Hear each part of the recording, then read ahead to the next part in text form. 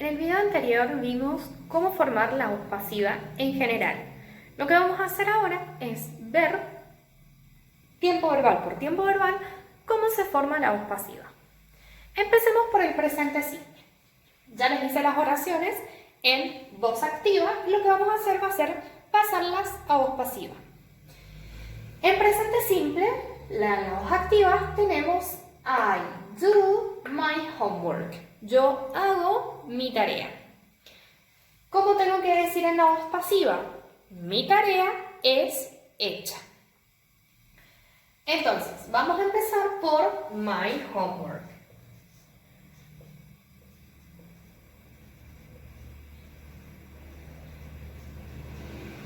Y después necesitamos dos cosas. El verbo to be en el tiempo verbal que corresponda, en este caso presente, o sea, am, is o are. Y el verbo principal lo tenemos que poner en pasado participio. ¿Cuál era el pasado participio? La tercera columna de la tabla de verbos, o si el verbo es regular, le agregamos ed. En este caso el verbo do es irregular, la tercera columna es done. Entonces, como estamos en presente, necesitamos am, is o are. Estamos hablando de la tarea, que es una cosa, así que vamos a usar el verbo is. My homework is done. Y no ponemos ningún agente, porque el agente es yo y es demasiado vago como para tener que incluirlo en una voz pasiva. Vamos al pasado simple. El pasado simple, para formar el pasado simple, el verbo principal tenía que ir con ed si era regular, o en la voz activa, en la segunda columna de la tabla de verbos, en caso de que fuera irregular. En este caso, verbo do es irregular, la segunda columna es did. ¿Sí? I did my homework. Yo hice mi tarea. Ahora tengo que decir, mi tarea fue hecha en el pasado. Empezamos de nuevo por my homework.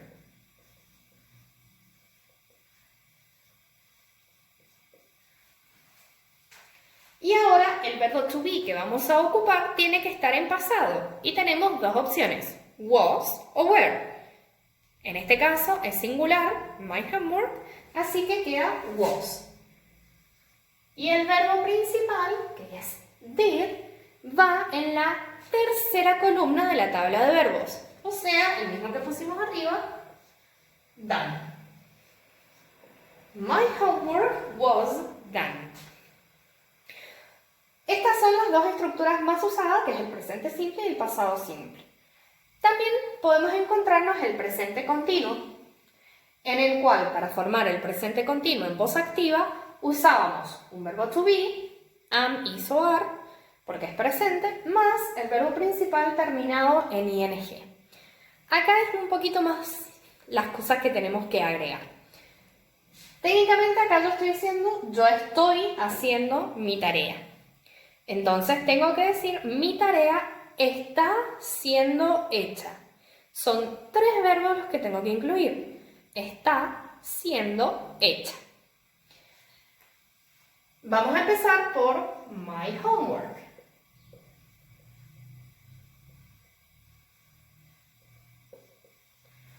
Está es is, el mismo verbo to be, is. Y ahora tengo que poner el verbo to be con una terminación siendo, ¿sí? Porque yo digo está siendo hecha. Para hacer ese siendo en inglés, lo que vamos a hacer es, al be, que es ser o estar, le vamos a agregar la terminación ando, endo en español, que en inglés es ing. Entonces, como ven, esta ing del verbo principal ahora pasa al verbo to be. En este caso vamos a tener dos verbos to be. Is, being, y hecha queda igual, done, que es el mismo verbo que veníamos ocupando arriba en pasado participio. Mi tarea está siendo hecha.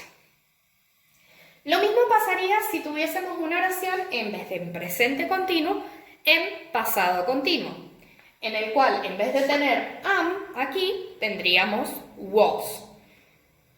Entonces, para hacerla en voz pasiva, en vez de poner is, pondríamos was. El being quedaría igual porque sería estaba siendo hecha. Entonces, siempre que tengan una estructura en continuo, van a usar el verbo to be, am, is o are, was o were, depende del tiempo verbal que están usando, y el sujeto, y siempre van a usar el being. Y el done después. El done, en este caso, verbo pasado participio después. Para hacer oraciones en presente perfecto en voz activa, usábamos el have o el has, dependiendo del sujeto, más el verbo en pasado participio. I have done my homework. Yo he hecho mi tarea. Ahora tengo que decir, mi tarea ha sido hecha. De nuevo tenemos 3 verbos, no solamente 2. Empezamos por my homework. Después tenemos que poner el auxiliar del presente perfecto. Have o has. Como en este caso estamos hablando de my homework, que es it, vamos a usar has. Está. Entonces, mi tarea ha sido hecha. Me faltan aún 2 verbos. Sabemos que en la voz pasiva sí o sí necesitamos del verbo to be. En este caso, nuevamente este verbo to be va a tener que estar conjugado en pasado participio, en la tercera columna de la tabla de verbos. ¿Por qué? Porque esa es la estructura del perfecto.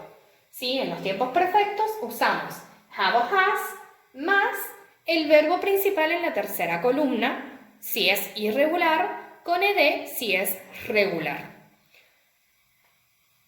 En la tercera columna, el verbo be es been. Y después, nuevamente el verbo done, el verbo principal que tenemos en pasado participio.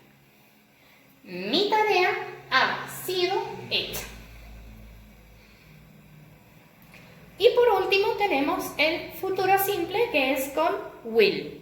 ¿Sí? Usábamos el will como terminación re en español. ¿Sí? I will do my homework sería yo haré mi tarea. En castellano, la voz pasiva sería mi tarea será hecha.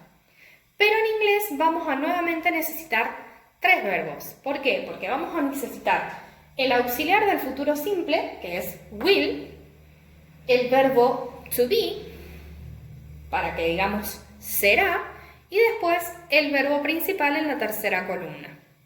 Entonces va a quedar my homework